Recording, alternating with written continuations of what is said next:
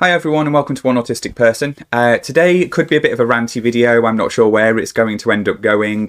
I want to precursor it with saying that I understand the fact that masking is just a normal part of social interaction, that lots of people mask for various different reasons at various different times. That masking is a part of a complex social system, that you need to sometimes be different to the way that your brain is thinking or what your body is expected to do. There are times when masking is relevant and keeps people safe. So I'm not saying that we should eradicate the possibility that you might have to change your behaviour.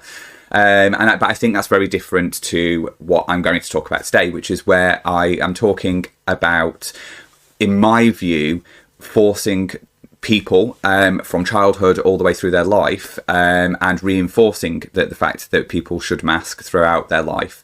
In a forced way, in a way that they will not be accepted in society if not, and that they may isolate themselves and they pull themselves away from society more and not access services or or have the accessibility to workplaces or a lot of normal, what would be classed as normal social interactions. Through either what would be perceived as a personal choice, but actually I would argue that's a protection mechanism from a society that's enforcing an indoctrine onto people of a social indoctrine. And for me, as somebody who does not identify as a straight man, my sexuality is extremely complicated. I came out at the age of 14 as gay, and then I've gone through a whole journey with it where I know that I am attracted to people of both genders. I am attracted to both male and female presenting people. I'm somewhere on the pansexual, demisexual sort of area of where things are. I also have a child, which I don't think I've ever said on the channel. I have a child and her father is transgender, and so therefore has two male parents, one that is transgender and one that is cisgender. And just as a human being in general, I find the concept of conversion therapy in those kind of situations, so in relation to sexuality, in relation to gender, to try and make somebody live in a way that they are not happy, that is damaging to them, is conversion therapy. And forced masking of people from a young age all the way through their life that is reinforced by societal expectation and societal norms is dangerous. I mean, I came out when I was 14 years old, which means that I came out in 2000, which means that Section 28 was still there. I was bullied horribly throughout school for various different things, and then when I came out I was bullied for that as well, and I wasn't allowed to even say that that's the reason why I was being bullied at school, because the social convention was that we weren't allowed to talk about the fact that we were gay. A teacher would go, that's not the reason why, or no, you wouldn't be bullied because of that. And it was never discussed. I was never allowed to discuss it because Section 28, if you don't know, in the UK meant that homosexuality was not allowed to be discussed in schools. You were not allowed to teach it. You were not allowed to talk about it. It was completely a taboo subject for a teacher to speak to a child about homosexuality, about anything other than being straight, was prohibited, and it could lead to them losing their job. And I think maybe even being prosecuted, but definitely would have led, I don't think probably prosecuted at that point. I think at one point it could be, but it was definitely a losing your job situation. So even if they did sympathise with it and wanted to try and help, they couldn't, they weren't able to do so and didn't. So I'd already been relentlessly bullied throughout my life anyway, and then I was, and then on top of that, I wasn't allowed to talk about the reasons why I was being bullied.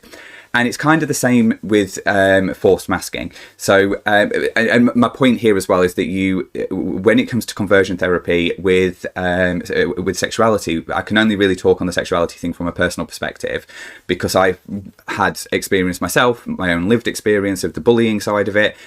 Luckily, I was never in a position where my family sort of pushed me into a conversion therapy situation, but I do know people that have been pushed into that, and it changes nothing. It doesn't change the fact the person's sexuality remains the same, that their attractions remain the same. What it does do, though, is end up pushing you into a life that you're not happy with, where either you become very subdued and just live a very to you personally a life that's unhappy.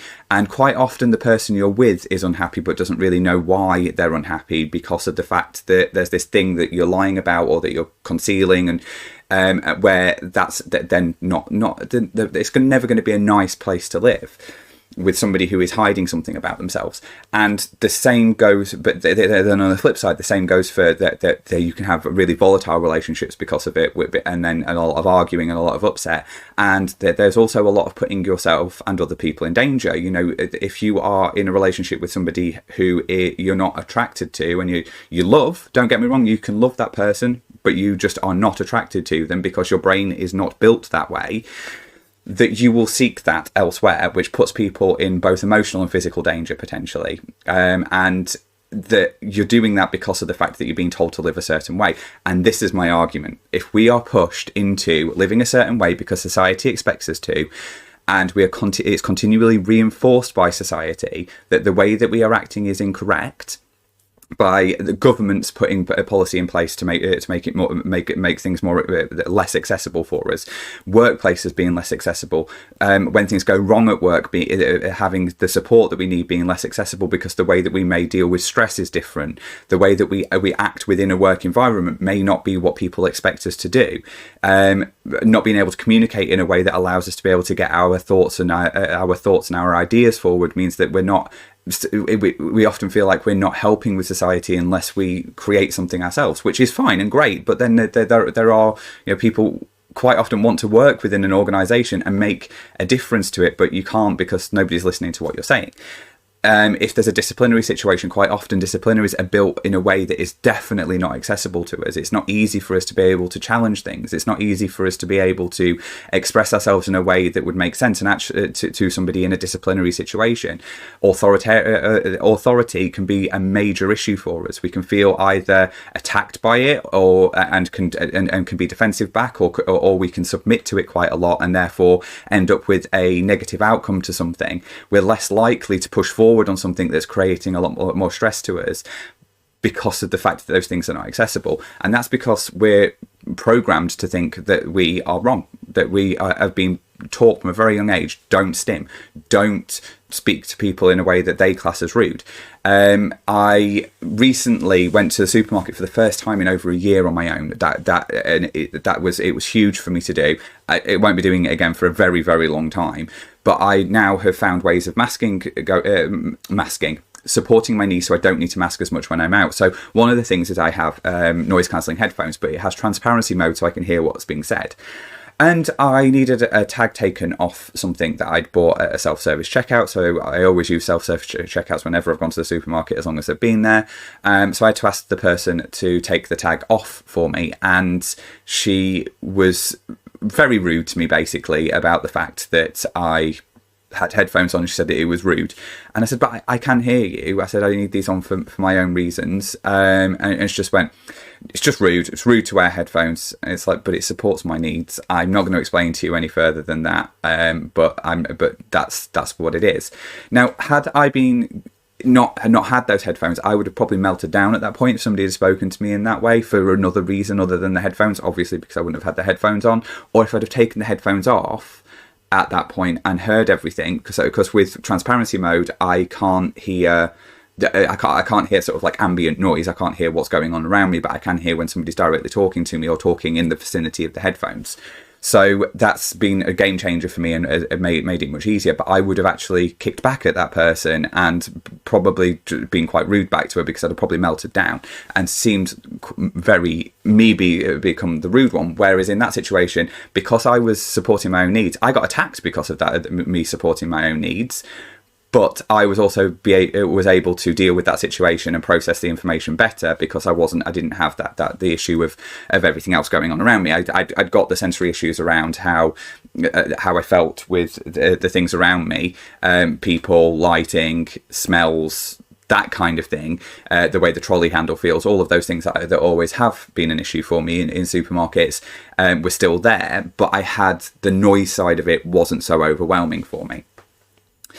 So for me, like I say, I think that conversion therapy and forced masking. I mean, there are therapies out there where I would argue there's an element of conversion therapy to them. I will not go into them. I don't feel that I need to go into them. I think people may know what they are, and I'm sure you can look them up yourself. I don't want to bash them too much, because I think these therapies are probably trying to change from what I can see, but also I don't want to highlight them to people if they don't already know what they are. But there are conversion therapies out there which are very similar to what conversion therapy for people who are homosexual or trans, and there's certainly a movement in society to be pushing people who are transgender into a conversion therapy sort of position, and the language there is very similar to the language that you're getting in relation to being neurodivergent, where it's this make me feel better because your behavior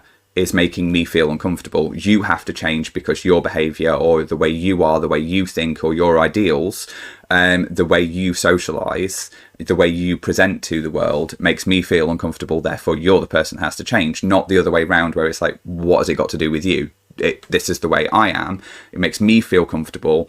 Why should it affect you? Yes, there are going to be times when, obviously, when it comes to neurodivergent people, that maybe the way that we speak to somebody may come across to them as rude, but the answer to that is to say, I felt like what you said was rude, and then you can answer back saying, oh, I didn't mean it that way. I was just passionate, or I just sometimes am very direct and I didn't realise. Sorry, I didn't mean it that way. This is the reason why. Or just say, or not even saying sorry, because I'm masking there, saying sorry. We shouldn't say sorry. We should be saying, that's not the way that I meant it. What I meant was this, and I actually meant it in a way that was passionate, or I meant it in a way to be inquisitive. I was interested. We shouldn't be apologising for being interested. We should be able to say that that's the reason why that came across that way. I asked that question in that way because I think literally, and I was interested in what you were saying. It was actually a positive. So yeah, there's a lot of similarities in language, I think, around us not being able to win, and it's the same with transgender people. And like I say, in the work environment, there's a lot of it's kind of built against us. There's a lot of policy writing that kind of makes it so. For instance, having job roles that it is a prerequisite that you have to be able to multitask, which is actually impossible to do. It's not impossible. It's next to impossible. It's very difficult for anybody to do, but people can seamlessly transition between things, and it can look like they can multitask. So basically that's somebody's perception is they're multitasking, whereas for a neurodivergent person it might be much more difficult to transition, but we may be more productive in those time periods between it, whereas actually being able to seamlessly transition might not actually be seamlessly transitioning. You might be leaving out information in that thing because of the fact you haven't done that. I'm not saying that is the case, but policy is written that is indirectly discriminatory against us all the time, which therefore makes us feel like we can't be part of society, and therefore have to pretend, or we have to change things about ourselves. And the thing that's so damaging, I think, from a forced masking perspective, is the fact that when you're forced to mask at a young age, what you do is you start masking to yourself. And until I started unmasking myself, I didn't realise how much my behaviour was damaging to me, but not just in those social situations, but I was doing the same thing at home. When I was on my own, so pretty much everybody around me I was masking for, including myself, and I would stop myself from doing certain things, like stimming, for instance, and I wasn't accounting for my sensory needs until I got to the point of absolute meltdown and potential burnout, mini burnout situations. I say mini burnouts, I think I've just been in burnout for years and years and years, but it just rears its head as being more difficult. But it wasn't until I pulled all of that apart and started looking at it and how damaging that's been to my mental health and my physical health, I believe, that I realised that all came from this ideal of the fact that people have to act a certain way, and if you don't act in those ways, then you're wrong, and therefore, and when it's everything you do that's seen that way, and it always gets to that same point where people feel that way about you, and you are ostracized because of it. And actually that is reinforced by the fact that policies are written that actually make it so that you are then at a disadvantage. Like I say, in a disciplinary situation, if you have submitted to that disciplinary and gone, well, yeah, I am wrong, but actually you had an answer to the reason why that thing happened. I'm just using this because of the fact that recently I have been looking at policy writing in general, and how things like disciplinary policies do not cover a sickness policy, for instance, are not supportive towards neurodivergent people at all.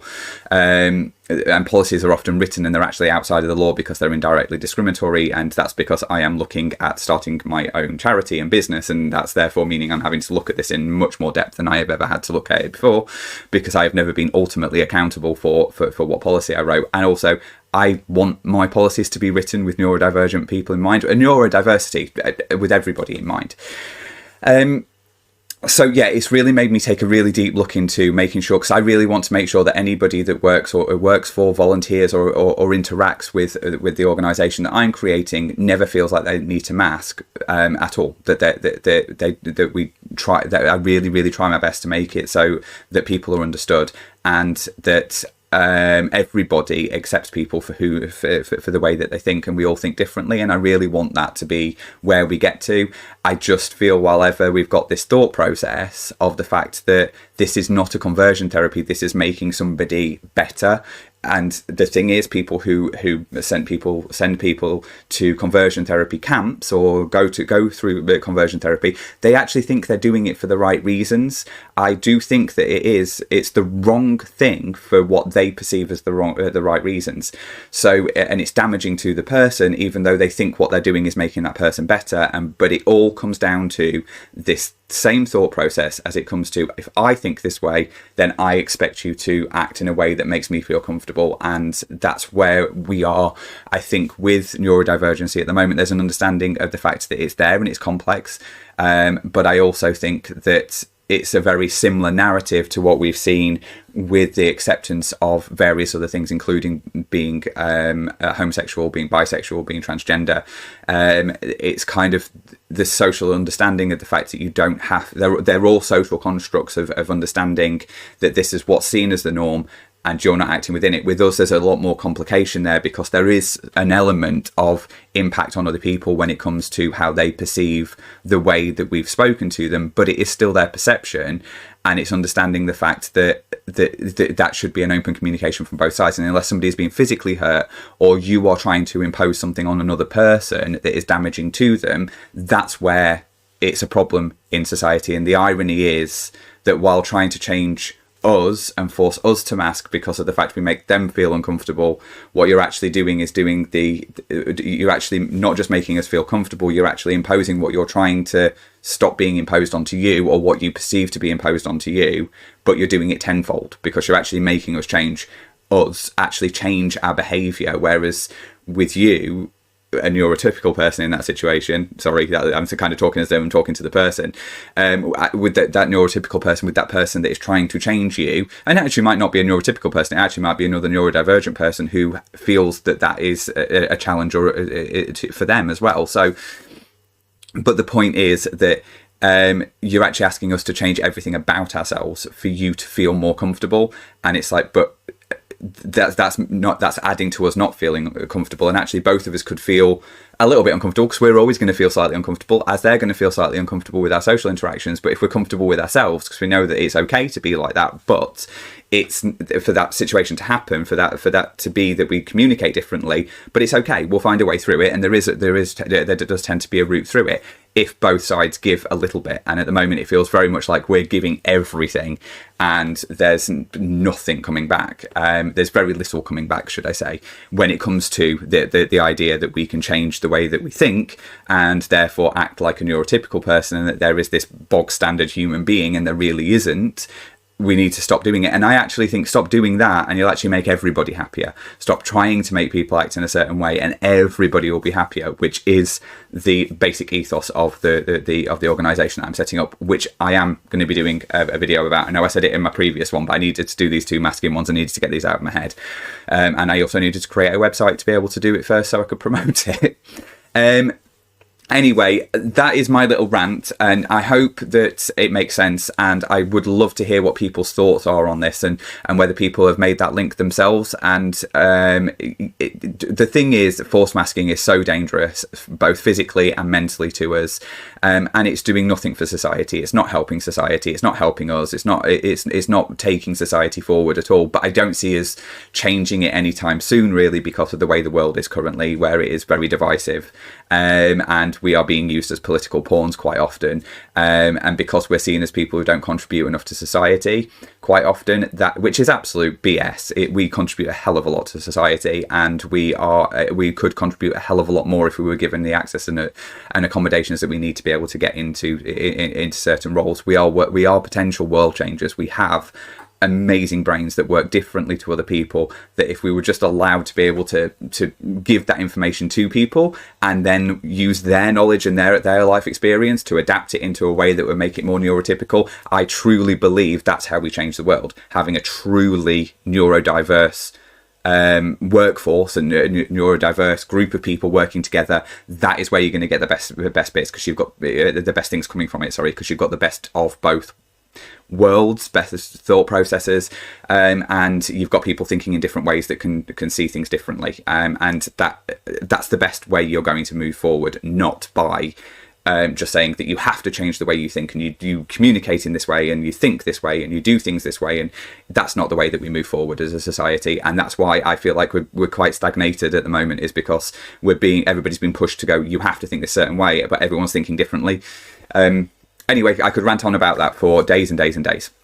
Thank you very much. As always, if you could comment, always perfect. The subscribe thing, I want people to subscribe, obviously, because it gets my videos out there more, and it's helpful for me if the more subscribers I have, obviously, and sharing also helps hugely to get my video out there.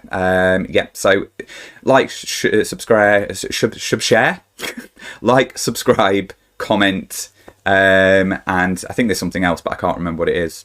But yeah, thank you very much, and I hope to see you on the next video. Thanks. Bye.